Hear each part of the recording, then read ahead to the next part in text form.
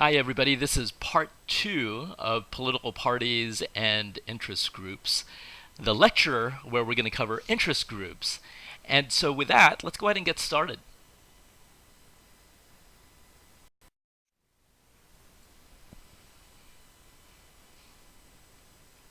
So, what are interest groups? Folks, if you remember when we talked about Hobbes and Locke in Unit 1, I talked about the social contract and how we would form two groups, one of which, of course, was government. Government that you now know are the institutions that make laws, implements and executes laws, and adjudicates and interprets those laws. The other group that we would form is called civil society. And civil society is essentially these interest groups. They are not formally part of government, but they are part of groups that may have, that may be, again, public in nature.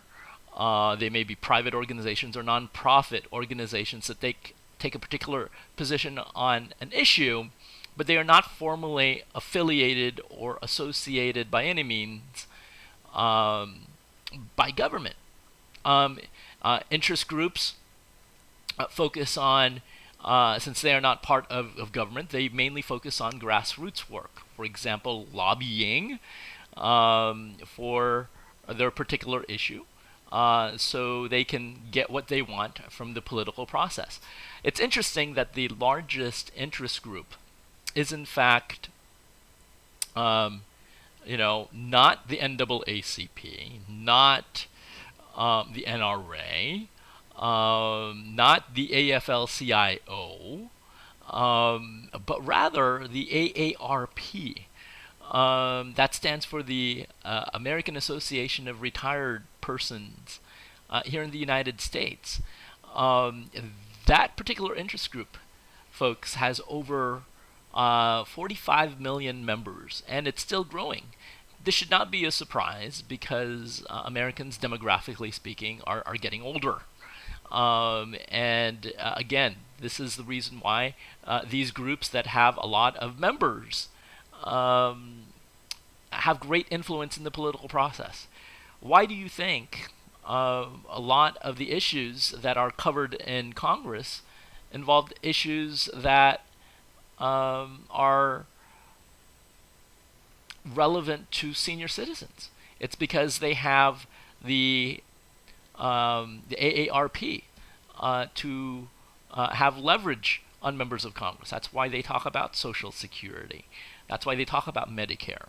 Issues that don't really affect you as young people. It's because older people vote and they have leverage. And so it's important for all of us, but really for all of you, if you want to get your political voices heard, you have to, again, join these groups. You have to get involved. That's how you can affect the political process.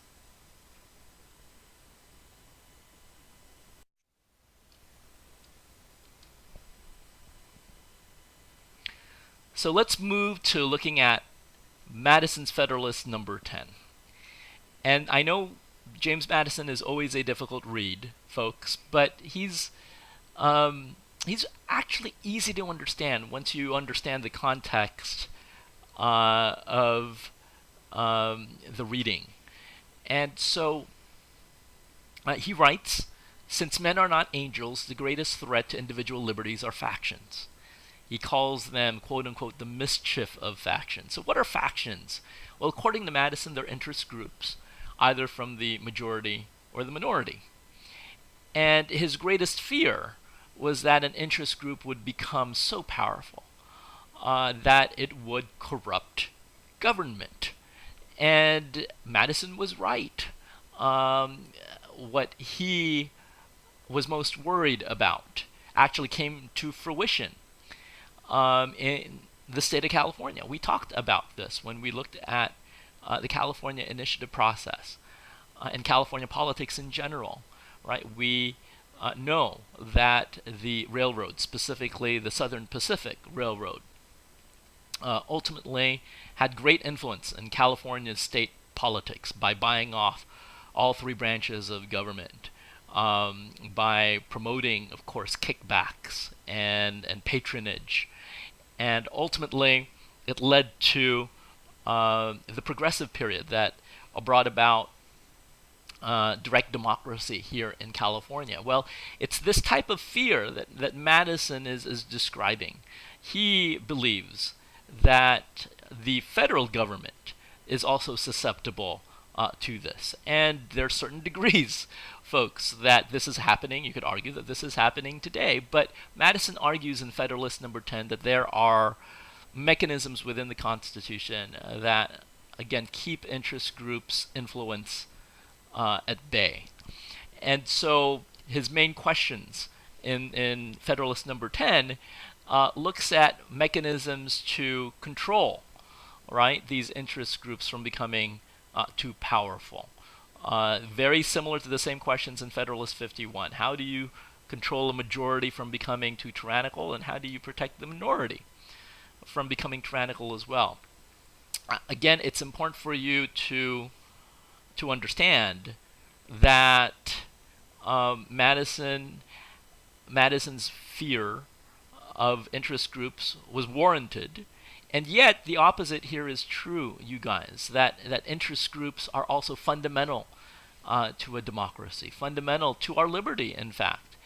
In the First Amendment, it protects the right to associate, which is essentially this idea that we can form our own groups, that we can assemble and gather around with like-minded individuals. That is part of our liberty. So in one respect, interest groups could be dangerous, could become dangerous, and yet you can't live without them either, right? Because they are fundamental to our liberty. So how then do we balance this, right? How do we again prevent interest groups from becoming too powerful? In essence, is the question that Madison is asking in Federalist Number 10.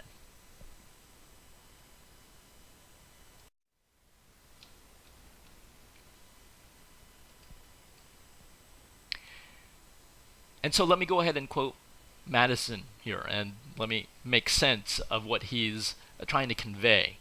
Quote, he writes, "A republic, by which I mean a government in which the scheme of representation takes place, promises a cure for which we are seeking." Okay, and so he's talking about a republic, he's talking about an indirect democracy, a representative government. He's pointing that this system that has been created within the U.S. Constitution will solve this problem, right? Preventing interest groups from becoming too powerful. So he continues, "Under a republic, it may well happen that the public voice, pronounced by the representatives of the people, will be more consonant to the public good than if pronounced by the people themselves." And so what is he saying here, folks? I think it's important for you to understand that a representative system of government, in fact, moderates opinions. Unfortunately, I can't draw this up on a whiteboard for you, but if you could just imagine in your minds a one-dimensional left-right divide, right, political ideological spectrum. I want you to envision that in your minds, and to once again, that particular line, imagine that to represent all of us, right? Every person in the United States, and again, we either lean left or right, we're either liberal or conservative, and according to Madison, it's actually better if we have our representatives to speak on our behalf. And it's true, because representatives, their job, their role, their fundamental responsibility is to listen to all of our opinions, all of our interests, but it wouldn't be prudent, right, for our elected officials to listen to the people in the far left or the far right. Right? Most people, okay, traditionally have been in the middle.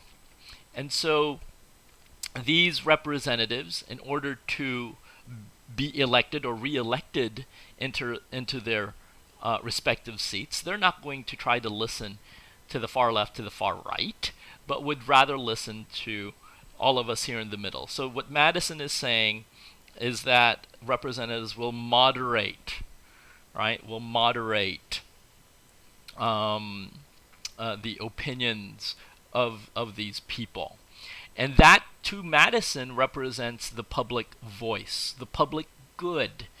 Would be more consonant, again, to the public good, rather than listening to those in the fringes.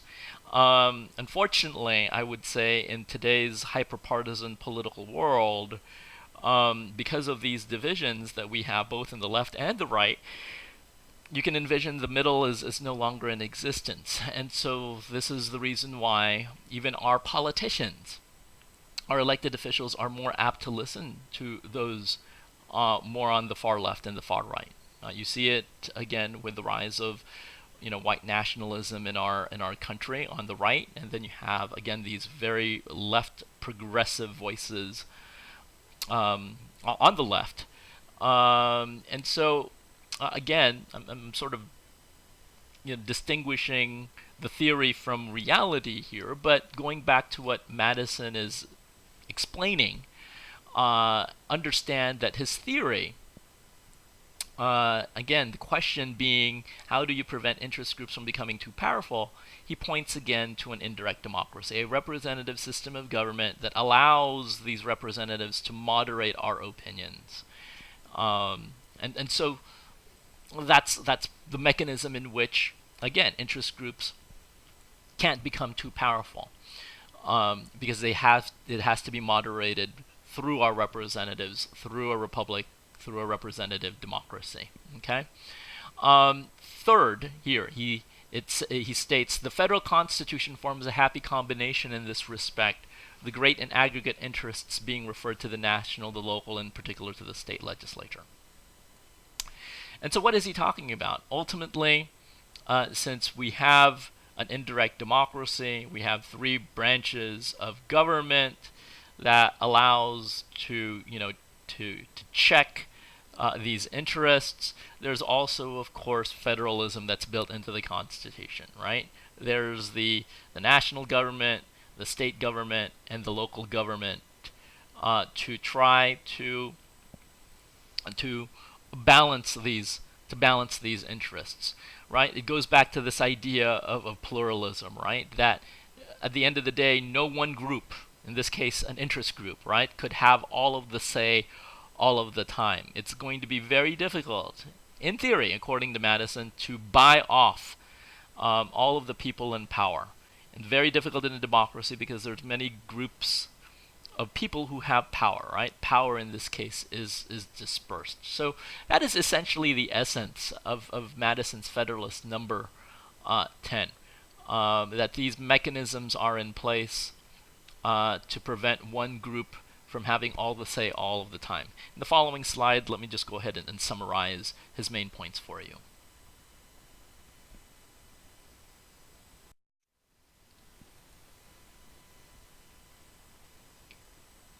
And so to summarize, you guys, yes, Madison is right.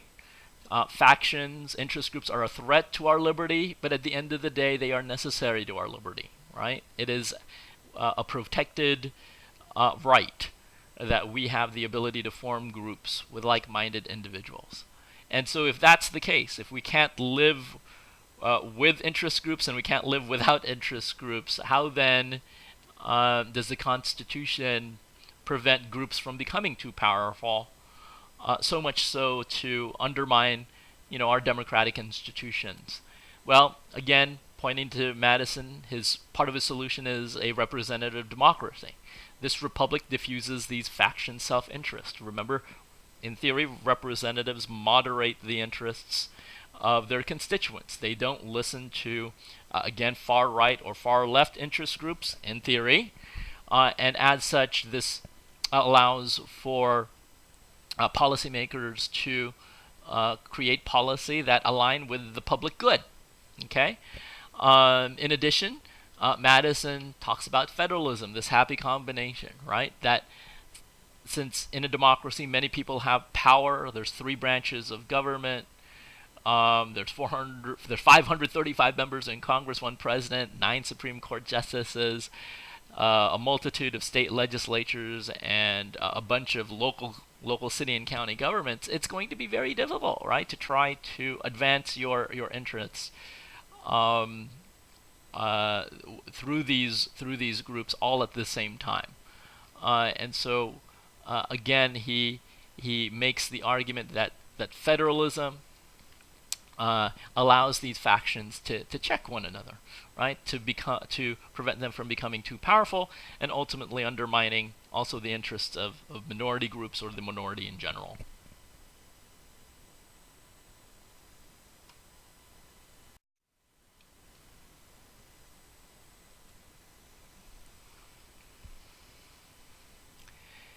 And so, in conjunction with Federalist number 10, is this idea of disturbance theory, right? Disturbance theory, folks, even though the main question that's posed in this particular slide is how do groups form, disturbance theory also addresses, Madison's question: how do you prevent, interest groups from becoming too powerful?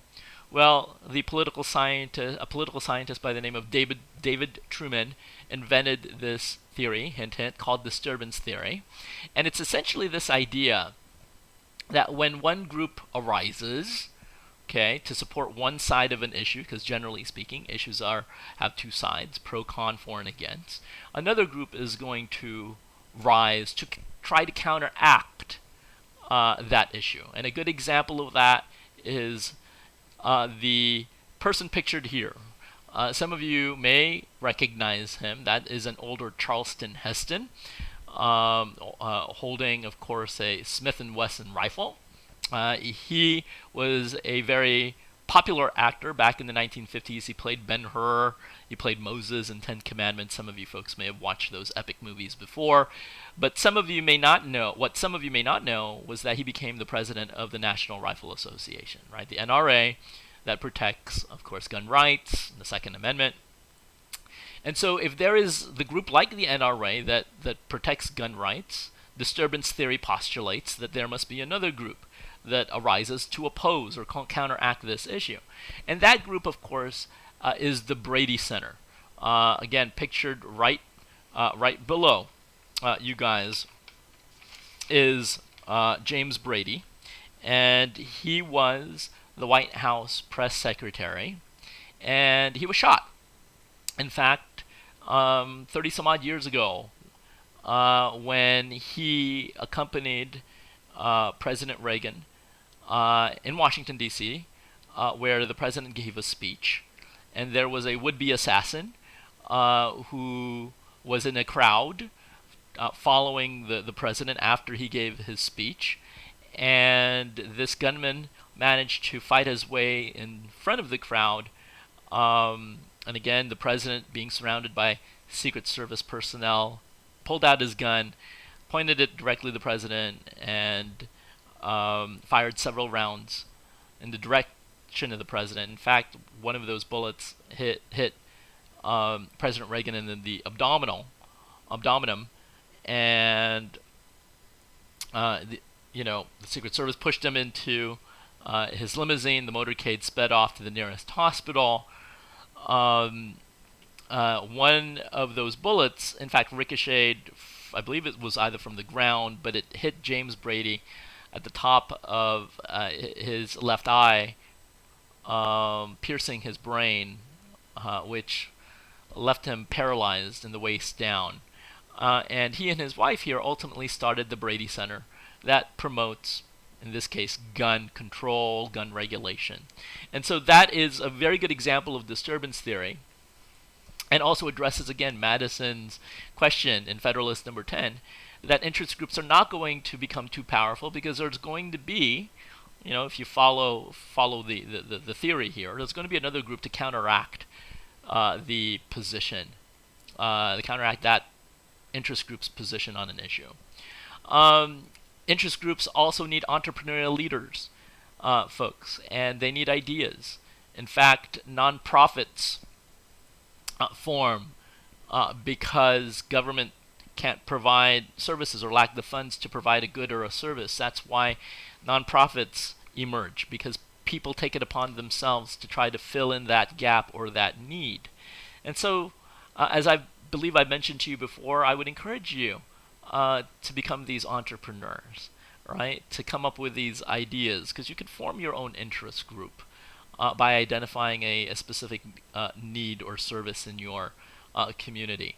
So you need people to generate these ideas, and I think it's pretty obvious that you need financial backing from patrons, from your members to try to sustain a group. You need money to sustain a group.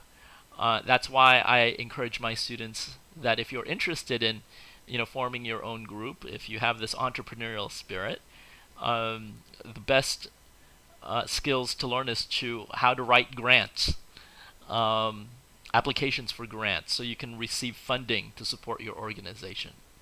So those are the three things really that sort of explain interest groups and shows you how ultimately they thrive and how they're ultimately sustained. More on this on chapter 14 on pages 341 to 342.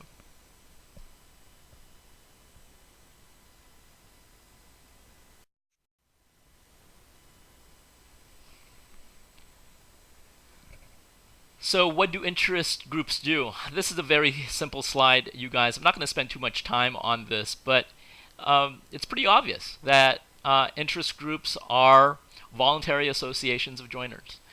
In our country, we are allowed to not just form groups, but become members of groups, and we're freely allowed to leave groups if we want, if we want to. That's why it's voluntary. We take this right for granted. I will tell you we do, you guys, because if you live in China, you just can't form your own group. You have to get permission from the Chinese government. You can't just join a particular group.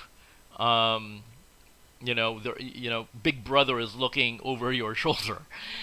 Here in this country, we have the ability to do that. So they are voluntary associations of joiners. They clearly have common beliefs. They're like-minded individuals. They share the same values. They push for the same causes and advocate for the same issues. And again, there's a wide variety of interest groups there. And I would encourage you to pick and choose, issues that you care about, and find the group that champions those issues and join them, you guys. That's how you engage again in the political process. That's how you get your voice in the political process. And since they are not officially part of government, right? They are part of civil society. Their main goal is to try to influence government to try to get what they want from the political process. So they try to influence these policymakers. And one of the ways they do that, of course, is through lobbying, which is the next topic in the following slide.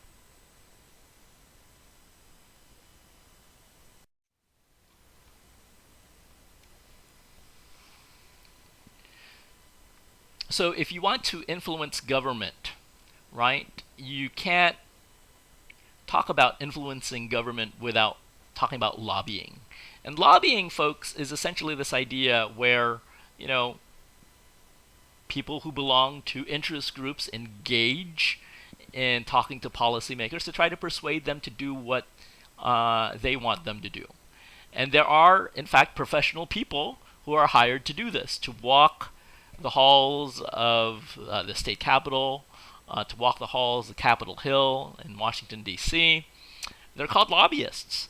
And interest groups would hire these people whose job will be to get policymakers to vote for pieces of legislation that benefits their interests, and of course kill legislation that would do their interest harm.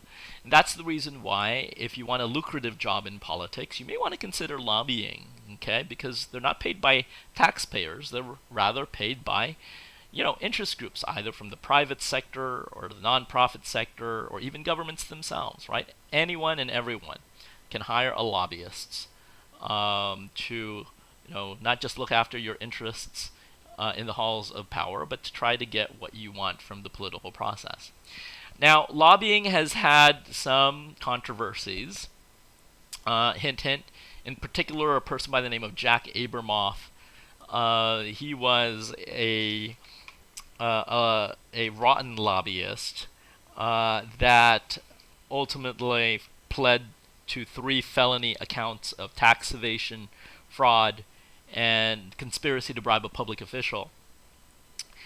He was so bad, you guys, that he corrupted government officials by defrauding his clients of $25 million.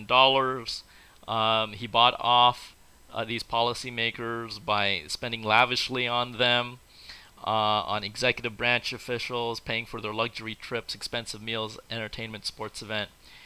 And I love the last one that he was convicted of. He was ultimately convicted of corrupting the spouses of elected officials. He went to them to try to persuade their spouses, their husbands and wives in political office to do what he wants them to do. And so as a response, really, of the Jack Abramoff scandal, Congress passed the Honest Leadership and Open Government Act of 2007. And as a result, there was a ban on accepting gifts and meals from lobbying. There was disclosures, more transparency of who paid for the travel. There was a ban of elected members of Congress from becoming lobbyists for 2 years. There was a ban on family members from lobbying a legislator's office. There was a ban on urging lobbyists to hire people, lobbyists from hire people, to hire people that had a conflict of interest. There was also a lot of privileges that were stripped away from lobbyists. More on this, you guys, in the textbook. You can read more about it. Ultimately, in summation, it curtailed, limited the influence of these lobbyists. I will tell you, when I worked in the state capitol, just to bring up a very short, personal story, I had to go through ethics training. Again, we're not allowed to receive any gifts, right? Because there would be this perception that we were being bought off, that we were being bribed by the public, even though it may not be the case. As long as there is this perception of impropriety that takes place, folks, it looks bad. And this is one of the challenges of actually working in the for government in the public sector, because you're dealing again with taxpayer money. Your integrity is important. Your character, your reputation, all of those are important. And so I had to take those ethics courses where, at least here in the state of California, lobbyists can no longer wine and dine elected officials. They can only spend, I believe this is still the current law as it's written, they can only spend $10 a meal to try to wine and dine elected officials. So I guess $10, that's not a lot, right? You can bring that elected official to McDonald's, buy them a happy meal, buy them a meal, and then whatever change you have left over, you can buy yourself a happy meal with that. And so, folks, that's the formal way of lobbying, is hiring lobbyists or going yourselves. There's nothing that prevents you. You don't have to be a professional lobbyist, of course, to see your elected officials. But there are some informal ways of lobbying. And these mainly use protests, right? Sometimes they use, violence or non-violence to try to get what they want from the political process. They may feel that the formal processes of lobbying, hasn't worked. And since they have limited resources, then they have limited ability to hire lobbyists and whatnot. So they may engage in this type of informal activities, like protests and whatnot. the civil rights movement is a very good example of this, right? Having boycotts, the freedom rides, Rosa Parks not giving up her seat on the bus, right? All of these folks may not necessarily be walking the halls of the Capitol, but is sending a message to policymakers that there are, policies are out there that are unjust. There are also election activities. You guys think of the initiative process here in California. You can not just lobby for issues, but you can lobby for specific propositions that you feel would benefit California. And so there's more activities with that. You can we'll talk much more about this in campaigns and elections, but you can promote these policies, have phone banks, get a group of people together to try to push for this issue, get people aware about this issue to support the issue. So at the end of the day, and this is where I'll end, trying to keep this lecture as short and concise as possible, you guys. How do you know if interest groups are successful? Is if they can exercise power. And if you recall the definition of power way back when in the beginning of the semester, remember, power is the ability to get individuals, groups, or institutions to get them to do what you want them to do. If interest groups are able to persuade policymakers to pass legislation that they want to get passed, if they are able to have these policymakers listen to them and advance their political agenda, then they are successful because they are powerful. And so with that said, you guys, I will end here. And with that said, we'll see you guys next time. Bye-bye.